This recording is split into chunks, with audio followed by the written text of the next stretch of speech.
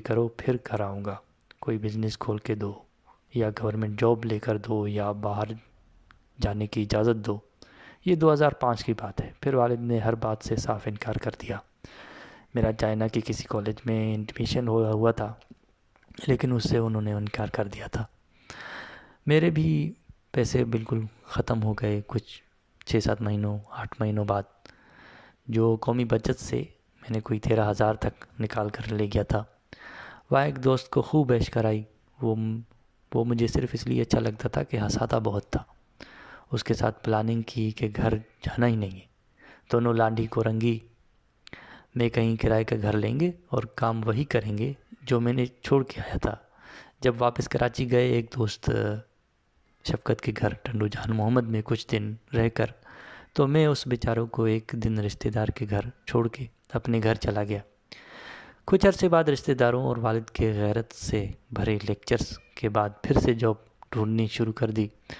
Orient textile میں مجھے ایک دن کی جاب ملی، ایک جاب ملی جو میں نے ایک دن ہی کر کے چھوڑ دی، کیونکہ وہاں پہ رہائش کا بھی بندوبست تھا۔ سو مجھے کوئی پھر سے پلاننگ نہ کرنی پڑی کہ میں کس طرح سیکریٹلی سامان سیٹ کروں اور پھر پیسوں کا بھی بندوبست کروں اور پھر چلا جاؤں۔ پھر جناب مجھے اچھی طرح حساب کتاب لگا کر ایسی جگہ پھنسایا گیا کہ زندگی بھر باہر آنا محال۔ ماں اور آس پاس کے لوگوں کے جذباتی لیکچرز کا بھی پروپیگنڈا اپنی جگہ پر مجھے ٹنڈو میں دوست کے گھر سے بلایا گیا کہ بس ایک تقریب اٹینڈ کر کے واپس چلے جاؤ۔ وہ تقریب تھی منگنی کی، اور اس کے بعد کچھ مہینے بعد ہو گئی شادی۔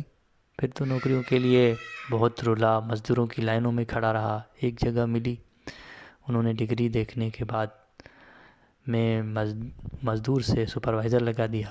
پھر میں نے کوئی بہانہ بنا کر کچھ عرصے بعد نوکری چھوڑ دی۔ شاید وہ بھی کوئی چائنا میں کسی کالج میں ایڈمیشن تھا کہ بھئی میرا تو ایڈمیشن ہو گیا ہے، میں جا رہا ہوں۔ یہی سلسلہ چلتا رہا، جرابیں بنانے کی فیکٹری، جینز بنانے کی، پھر ٹاول بنانے کی۔ وہاں پہ وہ جگہ بہت اچھی تھی، اس میں بھاگ دوڑ میں مزہ آنے لگا کیونکہ انڈورفن ریلیز ہو رہا تھا اور مجھے مزہ آ رہا تھا۔ گودام میں دھاگے کے آنے جانے کا حساب کتاب رکھتا تھا۔ پھر وہاں بھی سال بعد کوئی اوپر آیا جو مجھے بالکل پسند نہیں تھا۔ میں اسے زلو کمینہ بلاتا تھا۔ عابد بہت اچھا تھا، پر اس کا مزاج مجھے بالکل نہ بھاتا تھا، وہ جو دوسرا تھا۔